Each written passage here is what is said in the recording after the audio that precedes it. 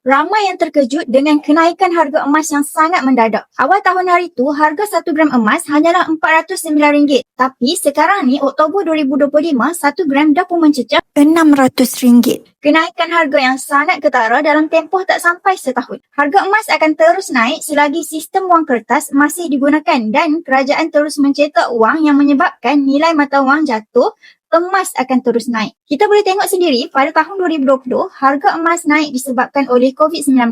Selepas itu, masuk 2022 dan 2023, harga emas terus naik akibat kesan post-COVID-19 iaitu hyperinflasi, dasar ekonomi yang kacau dan banyak bank-bank yang terpaksa gulung tikar. Hujung 2023 pula, kesan perang Rusia dan juga Ukraine dan kini tahun 2025, kita sekali lagi berdepan dengan krisis global yang semakin meruncing. Kadar inflasi dunia masih tinggi, hutang negara-negara besar makin parah dan perang di Timur Tengah yang semakin meluas. Jadi, apa yang kita boleh belajar daripada situ? Kita dapat lihat mata wang negara semakin jatuh, terjejas akibat peperangan dan ketidakstabilan ekonomi. Emas yang dianggap sebagai aset safe haven stabil dan tidak terjejas oleh ketidakpastian ekonomi dan juga politik. Ketika ketegangan global meningkat, pelabur beralih kepada emas untuk melindungi kekayaan mereka. Jadi, nasihat saya, kurangkan simpanan dalam bentuk cash. Sebaliknya, lebihkan simpanan dalam bentuk aset emas fizikal. Simpan maksimum 3 bulan gaji dalam bentuk cash dan selebihnya tukar kepada emas. Kenapa macam tu? Sebab emas mempunyai nilai yang lebih kukuh,